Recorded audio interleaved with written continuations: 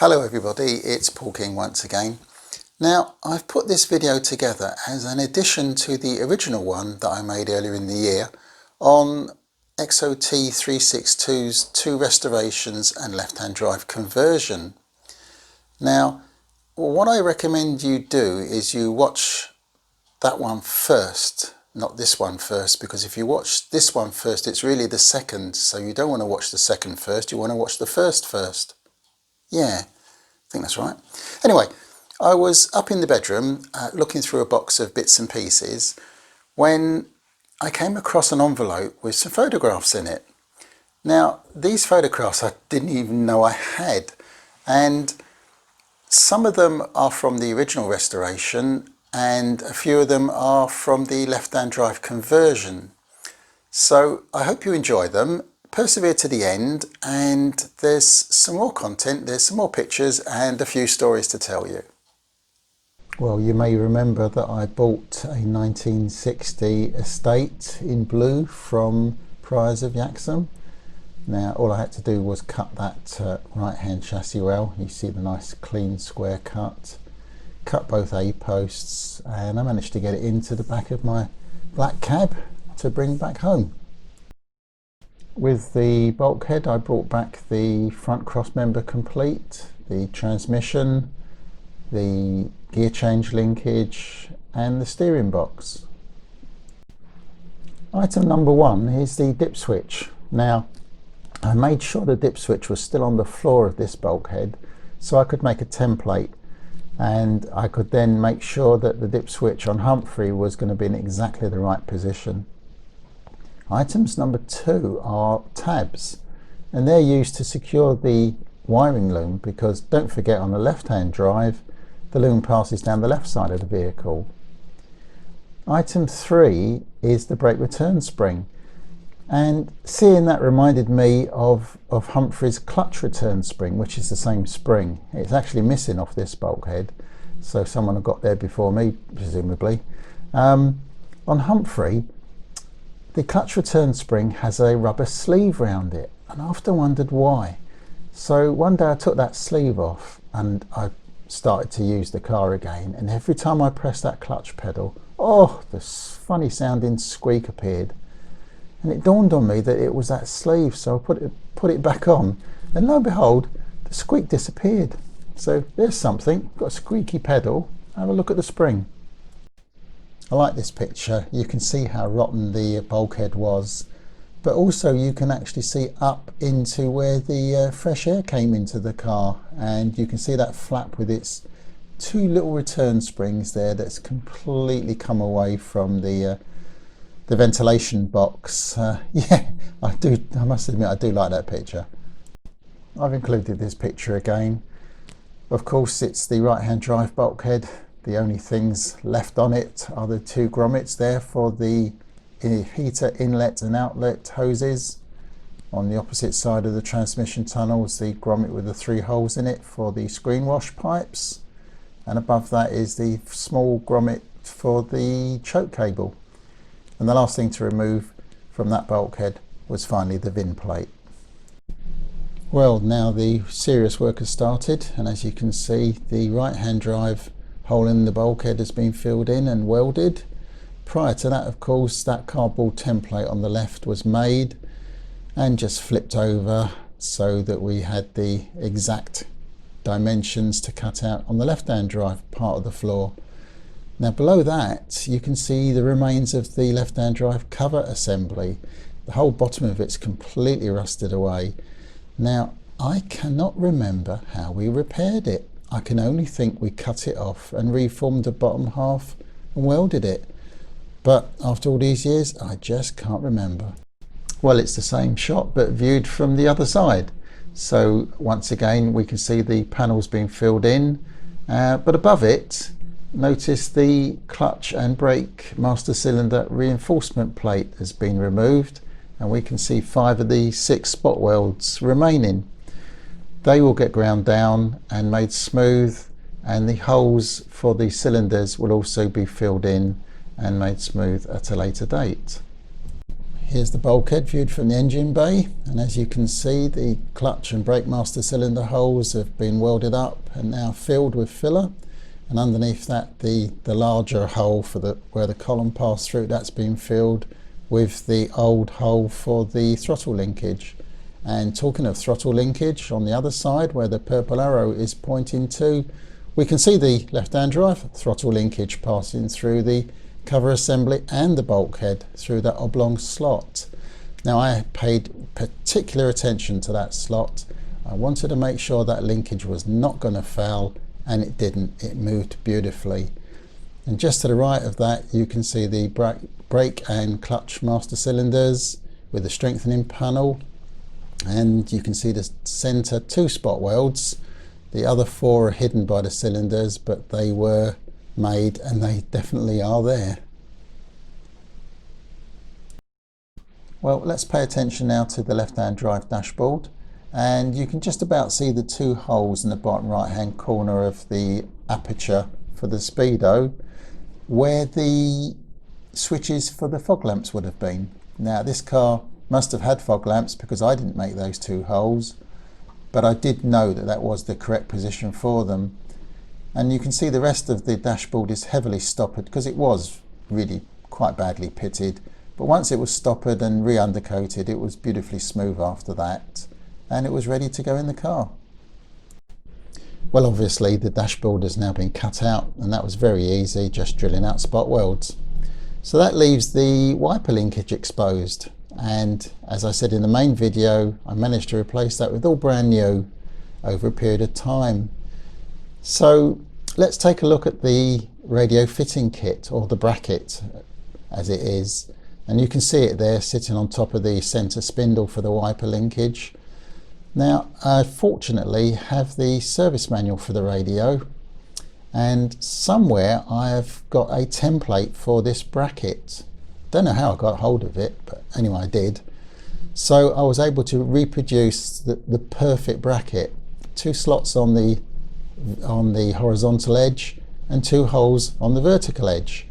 Now, those 2 holes on the vertical edge pass into 2 square holes in the bulkhead that are covered in insulating tape.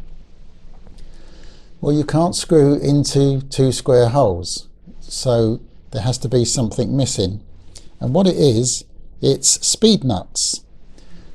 Now, I thought to myself, how am I going to get hold of these speed nuts? But if you look in the parts list, you'll find that the rear number plate lamp assembly's cover is held in with 2 self-tapping screws, and they go into the speed nuts, the identical ones for the bulkhead. Well, I had plenty of those spare, so it was no problem. Just went to my box, got 2 out, popped them into the bulkhead and screwed the bracket, no problem. Well, here's another one of the new pictures that I found, and we can see now the left-hand drive dashboard is welded in, still in undercoat mind you, and also the hole in the bulkhead that the old right-hand drive column passed through, that's now been filled, and the filler has been applied to all the other little bits and pieces, the other holes that were there. But notice on the left-hand side now the hole has actually been cut out in the bulkhead, ready for the repaired covered assembly to be screwed to it. With the dashboard now in primer, it was time to primer the engine bay, and that's me doing it. Well, here she is in colour, and I think a pretty good job. Well, there it is. That's my favourite picture of them all. I think it's absolutely cracking, that. And have a look at the panel that my dad filled in and remodelled with body filler. I mean, does that look original, or does that look original? Because I think it's absolutely brilliant. I think he did a most fantastic job. He was amazingly good with body filler. Well, as any classic car restorer will tell you, the fitting up is by far the best part of any restoration, and this is no different. I really did enjoy putting that column back in, the lighting switch, the handbrake mechanism, the gear change, the radio. But take a look at the speedo cable, which you can see coming down from the glove box. Well, it's gone through the bulkhead and it passes over the radio and into the back of the speedo, as I said earlier. Well, I didn't have a hope in hell's chance in finding one of those speedo cables for a left-hand drive. So I found out who the manufacturer was and I approached them. Said, could you make me 2? Because I wanted a spare. And they said, yeah, no problem at all. So they did, and look, they're absolutely originals. They just are exact. So I was so happy with that, I really was. And the fact that I had 2 made gave me a spare, and I had that spare right up until the noughties, but I finally did sell it at one of the auto jumbles at one of the billings. I can't remember what year it was, but yes, I did actually sell it. I'm surprised someone would actually buy it. I don't know why, but this is the only picture I've got of the engine bay in its almost finished state. You can see the rockers, because there's no rocker cover on it for some reason. They were all brand new, all 8 of those, and so were the push rods and the shaft, the rocker shaft. That engine was absolutely beautiful when it was finished. Everything on it was new. All valves, valve springs, distributor, fuel pump, carburettor, and especially the exhaust manifold valve. I paid particular attention to getting that set up correctly as well. Let's look at the 4 items that I've numbered. Number 1 is the RB310 voltage control unit. I originally had an RB340, I think it was, on the car when I bought it. Well, that had to go, didn't it? So I found that brand new 310 at an auto jumble. Number 2 is that very long speedo cable that I keep harping on about. But number 3, the battery post terminals.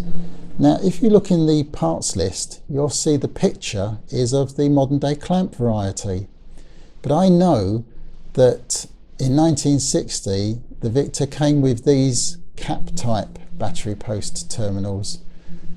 And when I sold the car, the girl who bought it off of the guy who I sold it to, she customised it. She jacked up the back, put wide wheels on it, painted the roof lining when there was nothing wrong with it, and stuck stupid little stickers on all the light lenses.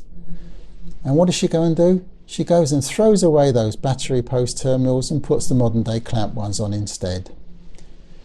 And what's more, she threw away all of the exhaust fittings that I found, which were the genuine items, and puts modern day U-bolts on instead. Oh, unbelievable. But there you go. Oh, and then she had the nerve to say that she had VAUXHALL convert the car to left-hand drive. Well, that was the crowning glory, as you might say. Items number 4 are the wing mirror. Now, that is perfectly correct. It's a short, straight arm with the correct style head. I paid particular attention to getting all the detail on Humphrey correct, and I thought the mirrors were a very, very important part of it. But like I say, that's the only picture I've got, and it's a shame really that I haven't got the other front wing on it as well, because it just looks so incomplete, doesn't it? But there you go. You can see it all in its entirety, and I think it was great. When it came to the gearbox, there wasn't much really I needed to do.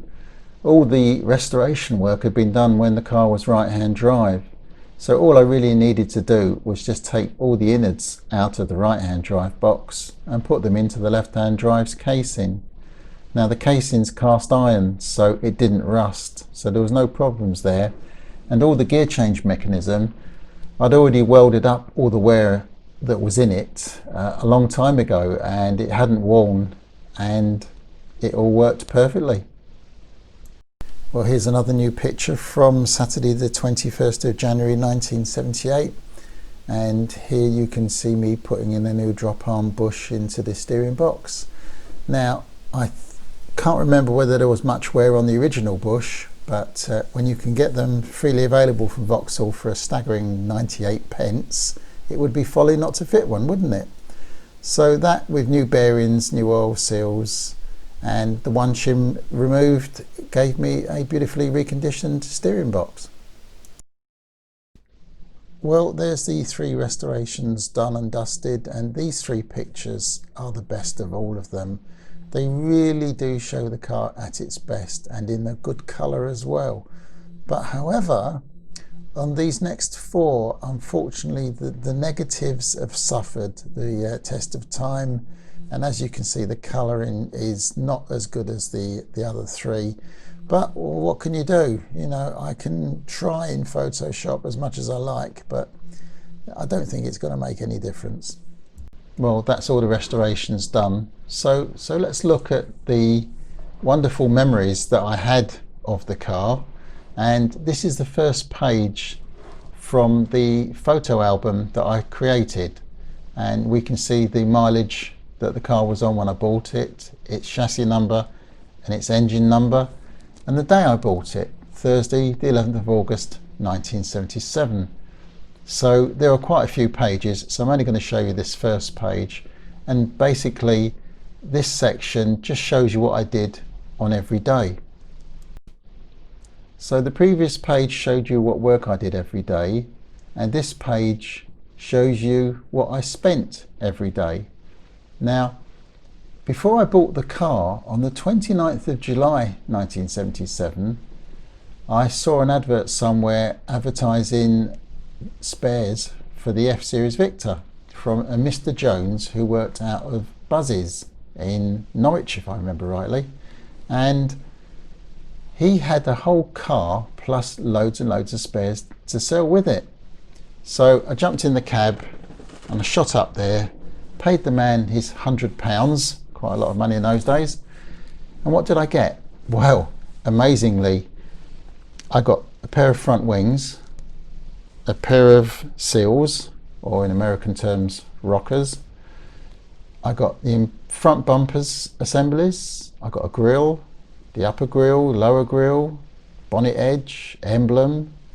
I got the mouldings for the sides of the doors, but I didn't get any rear bumpers, if I remember rightly, or rear light units. Well, the chrome anyway.